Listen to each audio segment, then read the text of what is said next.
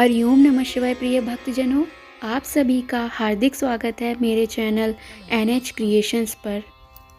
दोस्तों, सभी देवी देवताओं की साकार रूप की पूजा होती है, ये सभी जानते हैं।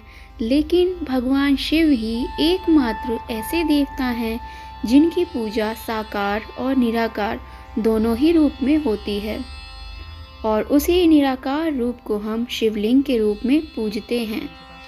दोस्तों, आज हम आपको शिवलिंग के रहस्य और उसकी महत्वता के बारे में बताएंगे।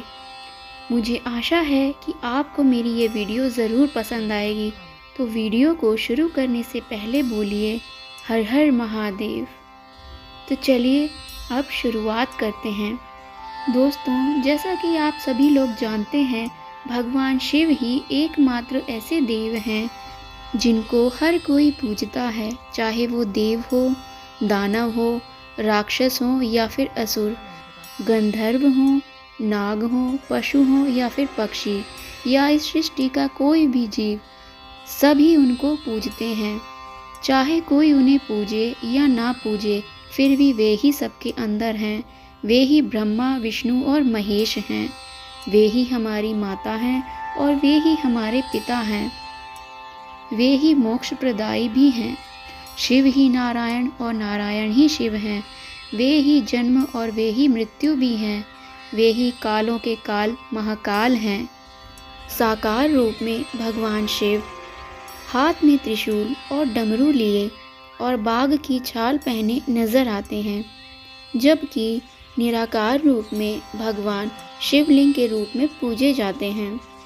शिव पुराण में कहा गया है कि साकार और निराकार दोनों ही रूप में शिव जी की पूजा कल्याणकारी होती है, लेकिन शिवलिंग की पूजा करना अधिक उत्तम माना गया है। शिव पुराण के अनुसार शिवलिंग की पूजा करके जो भक्त शिव जी को प्रसन्न करना चाहते हैं, उन्हें प्रातःकाल से लेकर दोपहर से पहले ही इनकी पूजा कर लेनी चाहिए। इस दौरान शिवलिंग की पूजा विशेष फलदायी होती है। केवल शिवलिंग की ही पूजा क्यों होती है?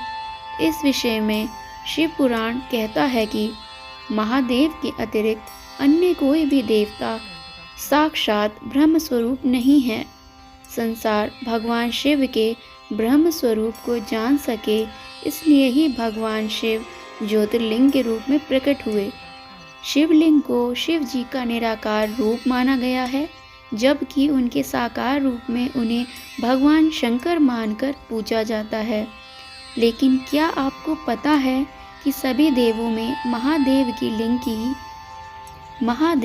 लिंग की ही पूजा क्यों होती है? इस संदर्भ में अलग अलग मान्यताएं और कथाएं हैं। आइए देखते हैं।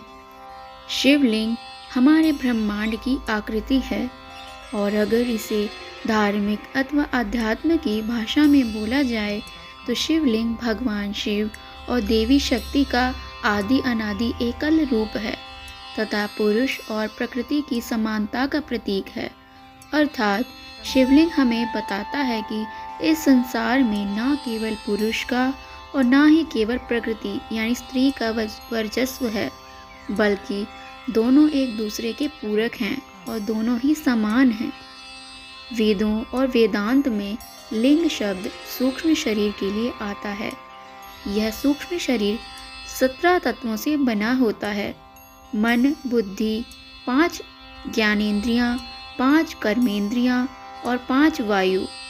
वायु पुराण के अनुसार प्रलय काल में समस्त सृष्टि जिसमें लीन हो जाती है और पुनः सृष्टि काल में जिसे प्रकट होती है, उसे लिंग कहते हैं। इस प्रकार विश्व की संपूर्ण ऊर्जा ही लिंग का प्रतीक है।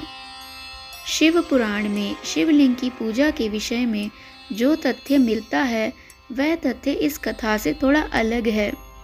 शिव पुराण में शिव को संसार की उत्पत्ति का कारण और परब्रह्म कहा गया है। इस पुराण के अनुसार भगवान शिव ही पूर्ण पुरुष और निराकार ब्रह्म हैं। इसी के प्रतीकात्मक रूप में शिव के लिंग की पूजा की जाती है।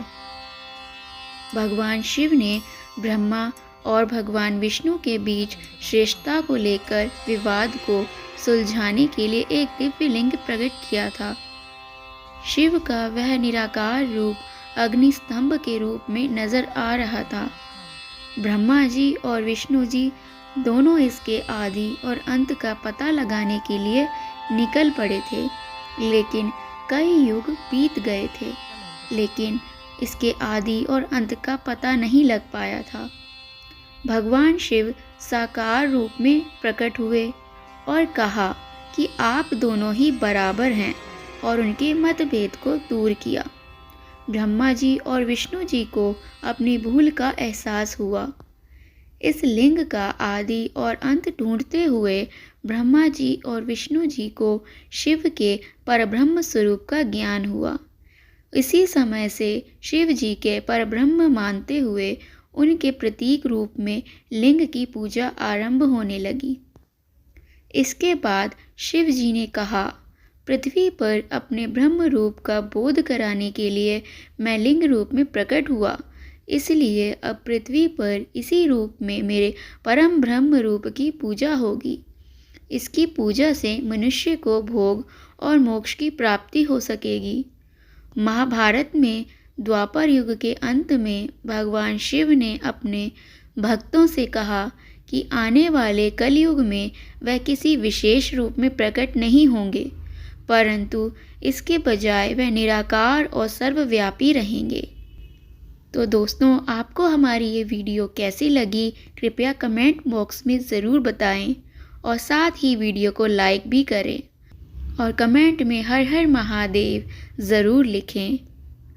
जय श्री राम। हर हर महादेव।